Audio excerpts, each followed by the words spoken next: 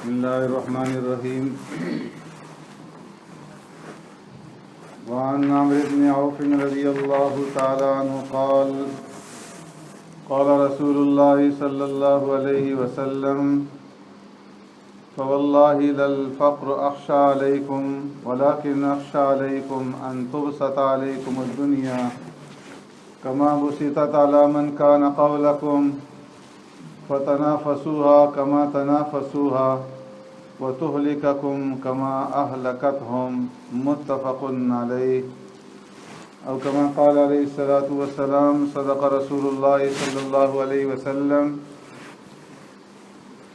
عمرو بن عوف رضی اللہ تعالیٰ عنہ فرماتے ہیں آقا انعامدار سرور کائنات رحمت دو عالم صلی اللہ علیہ وسلم نے ارشاد فرمایا، اللہ کی قسم میں تمہارے اوپر فقر و فاقہ سے نہیں ڈرتا، لیکن میں تمہارے اوپر خوف کھاتا ہوں اس بات سے کہ تمہارے اوپر دنیا پھیلا دی جائے گی،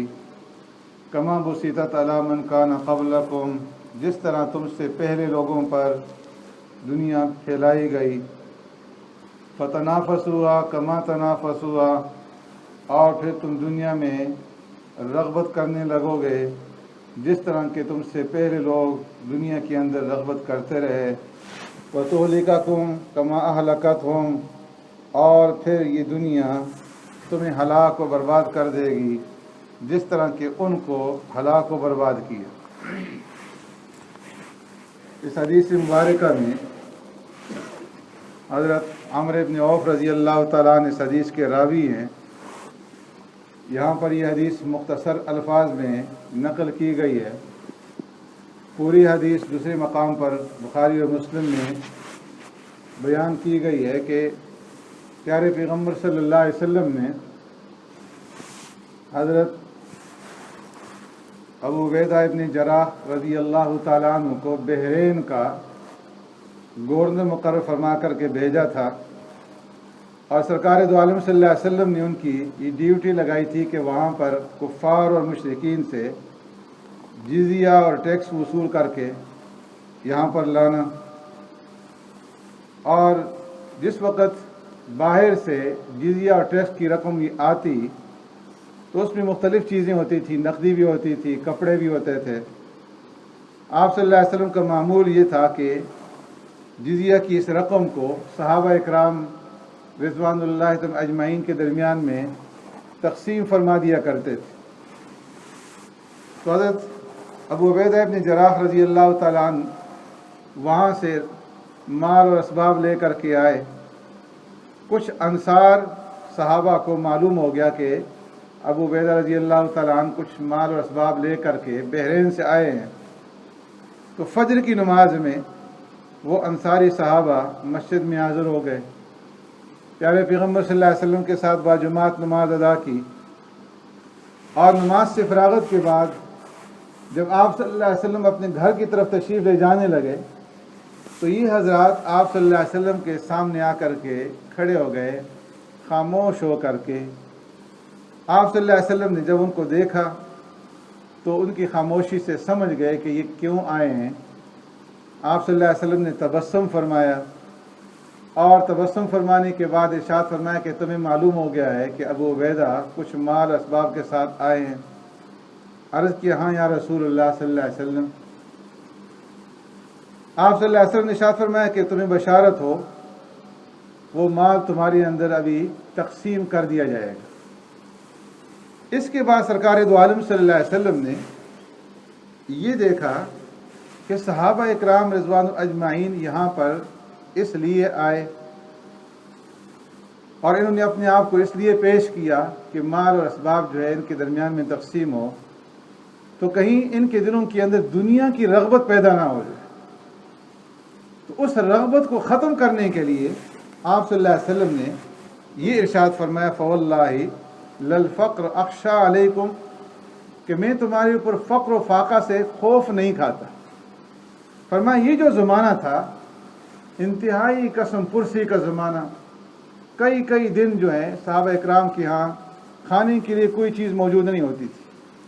پہننے کے لیے لباس نہیں تھا، انتہائی برے حالات تھے، اس وجہ سے صحابہ اکرام کچھ انصاری صحابہ آئے تاکہ انہیں کچھ معاونت مل جائے، لیکن اس کے باوجود سرکار دو عالم صلی اللہ علیہ وسلم نے دنیا سے ان کی رغبت کو پھیرا آخرت کی طرف، اور فرمایا کہ فقر و فاقہ سے میں تمہارے اوپر کوئی خوف نہیں کھاتا کہ تمہارے اوپر جو فقر آ جائے گا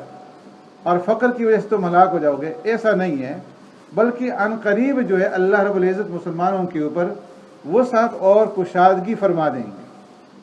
ام المؤمنین سیدہ طاہرہ عائشہ صدیقہ رضی اللہ تعالیٰ عنہ فرماتی ہیں کہ اس زمانے میں حال یہ تھا کہ ہمارے گھر کے اندر 3 ماہ تک جو ہے چولہا نہیں جلتا تھا۔ ہمارا کھانا کیا ہوتا تھا؟ کھجور اور پانی، کھجور اور پانی سے ہم گزارا کرتے تھے، اور 3 ماہ تک جو ہے گھر میں آگ نہیں جلتی تھی، اور کبھی ایسا نہیں ہوا کہ سرکار دو عالم صلی اللہ علیہ وسلم نے 2 وقت کی روٹی پیٹ بھر کر کے کھائی۔ گندم یا گندم کا آٹا اس زمانے کے اندر تو ملتا نہیں تھا، جو کی روٹی ہوتی تھی، لیکن فرمایا کہ وہ جو کی روٹی جو ہے وہ بھی ہمیں نصیب نہیں ہوتی تھی 3 ماہ تک۔ فرماتی ہیں کہ ایک موقع پر ایسا ہوا کہ ہمارے گھر میں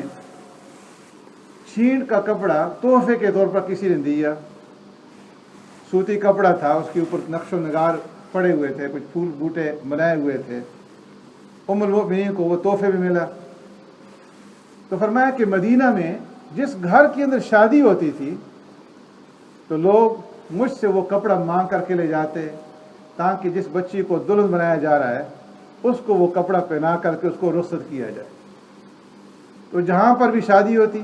ہمارے گھر سے وہ کپڑا لے جایا جاتا، اس دلہن کو پہنا کر کے رخصت کیا جاتا۔ یہ حالت تھی فقر و فاقہ کی اس زمانے کے اندر۔ تو فرمایا کہ سرکار دو عالم صلی اللہ علیہ وسلم نے فواللہ للفقر اخشى علیکم، فقر سے میں تمہارے اوپر خوف نہیں کھاتا، اس لیے کہ اگر تمہارے اوپر فقر ہوگا، مال اور دولت کی کمی ہوگی تو اس سے جو ہے گمراہی نہیں ہوگی، لیکن ولیکن اخشى علیکم ان تبسط علیکم الدنیا،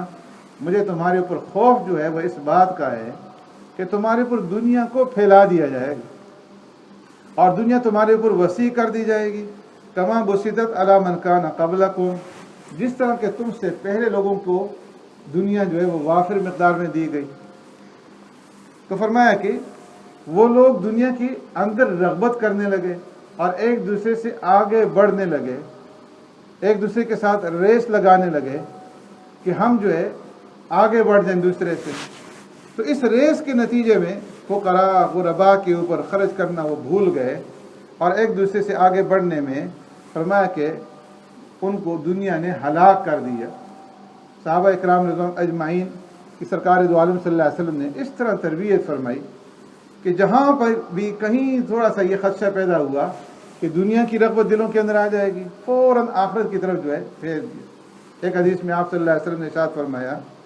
کہ اس وقت تمہارا کیا حال ہوگا جب تمہارے نیچے قالینیں ہوں گی۔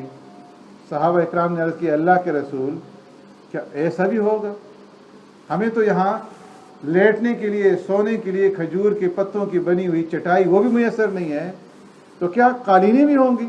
آپ صلی اللہ علیہ وسلم نے ارشاد فرمایا ہاں، ایک زمانہ ایسا آئے گا کہ مال اور دولت جو ہے وہ وسیع اور کشادہ کر دیا جائے گا، اور فرمایا کہ لوگوں کے پاس جو ہے طرح طرح کی نعمتیں موجود ہوں گی۔ تو آج جو ہے وہ زمانہ ہے، ایک وہ زمانہ تھا جو ام المؤمنین نے بیان کیا کہ ایک چھین کی جو ہے وہ کپڑا لے کر کے بچیوں کو رخصت کیا جاتا تھا، اور آج یہ زمانہ ہے کہ قالینیں بھی ہیں اور دنیا کی ہر نعمت ہے، لیکن اس کے باوجود ایک دوسرے کے ساتھ ریس ہے، جس طرح آپ صلی اللہ علیہ وسلم فرمایا کہ فتنافسوا، ایک دوسرے سے آگے بڑھنے کی کوشش کرو گے۔ تو آج ہمارے بیاہ شادی کے اندر آپ دیکھیں ہماری مائیں بہنیں ایک دن کے اندر 5 جوڑے جو ہے وہ تبدیل کرتی ہیں۔ ایک تقریب کے لیے جو جوڑا بنتا ہے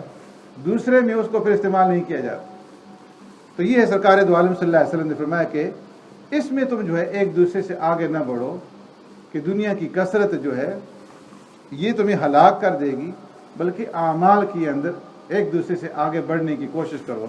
اللہ رب العزت ہمیں عمل کرنے کی توفیق عطا فرمائے۔ اللهم ربنا آتنا في الدنيا حسنة وفي الآخرة حسنة وقنا عذاب النار وقنا عذاب القبر وقنا عذاب الحشر وقنا عذاب الدين وقنا عذاب الميزان اللهم إنا نعوذ بك من عذاب جهنم ونعوذ بك من عذاب القبر ونعوذ بك من فتنة المسيح الدجال ونعوذ بك من فتنة المحيا والممات سبحان ربك رب العزة عما يصفون وسلام على المرسلين والحمد لله رب العالمين برحمتك يا أرحم الراحمين.